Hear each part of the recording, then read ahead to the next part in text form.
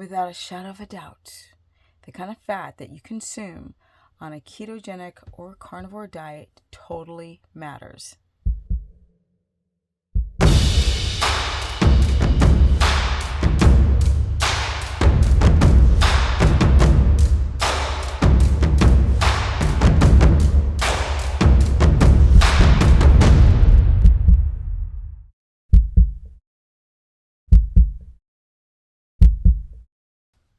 What's up, everyone? Welcome to my very humble channel.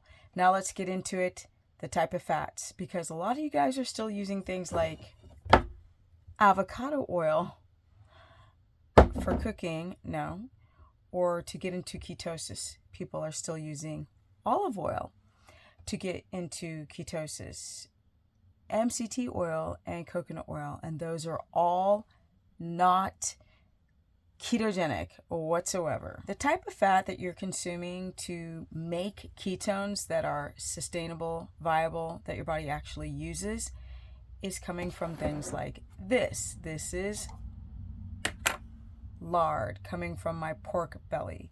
This stuff is amazing. It's got a higher heat point than monounsaturated plant fats. That means the smoke point is a lot less with animal fat. Our bodies are made out of animal fats. We have mono, we have poly, unsaturated fats, and we have saturated fats. We have all three. Things like olive oil and avocado oil are mainly mono unsaturated fats. The body just doesn't make viable ketones that'll sustain yourself to get into ketosis based on those types of mono unsaturated fats.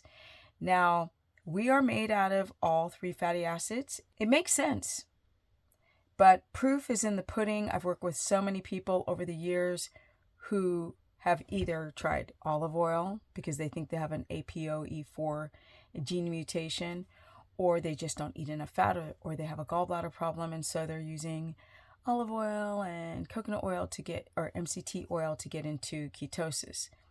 You can make ketones, but you ain't going to use them.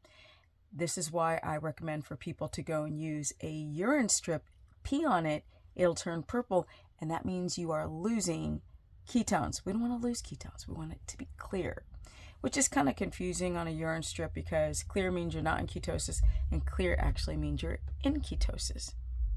So what are the best fats? Lard and butter, right? I got rid of my Kerrygold because of all that nonsense. Butter, ghee, lard, tallow, lamb fat. All of these types of fats are perfect for creating ketones. Now, bird fat like chicken, turkey, fowl, these fats are high in omega-6. People keep thinking that pig lard is high in omega-6, but it's the type of pig and what that pig ate that dictates if it's going to be high in mono or high in omega-6. So it definitely comes down to the quality and the type of sow that you consume. With that said, a lot of you guys have butter allergies and you don't realize it because there's a little bit of the protein left in the butter. So then they will try ghee. Ghee has been clarified and cooked longer to get out the whey and casein. Some people respond to that as well. Then you would be forced to go towards lamb or beef or bison fat or lard. Those would be the three types of animal fats, or 4 or 5, as long as it's an animal ruminant. I just did a gallbladder video, so I'll link it at the end, but some of you guys have such severe gallbladder issues that perhaps you might have to do beef trimmings, and you can grill them, bake it, or air fry it to crisp it up. If you pan fry it, it's like rubber.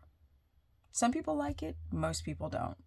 That's a way to get in fat without it being an oil like tallow or lard, which liquefies in your body. Whereas fat trimmings that you blast are still made out of tissue. It's not pure fat.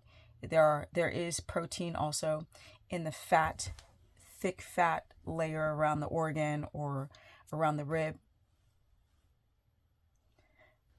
Lately, you guys have heard me recommend olive oil for keto and carnivore diets. Now, this is a very short-term recommendation for those with the gallbladder problem.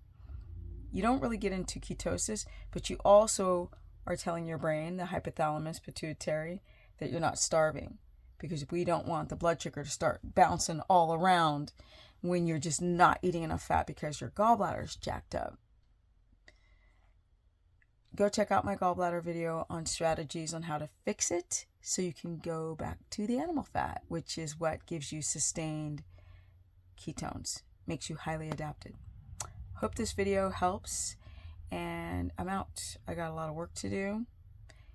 Y'all know I got a lot of work to do. If you need a consultation, sign up at stephanieperson.com, or you can follow me at Stephanie Ketogenic, or you can join my course through my website at stephanieperson.com. And as you guys know, I have a new economic dump puppy where I believe that somebody dumped him because he had worms, underweight, fleas, and yeah, little chocolate lab. And he's sleeping right there on the floor. Such a good puppy. Yeah, life is weird, but life is still good. It's what you make it. And I'm out.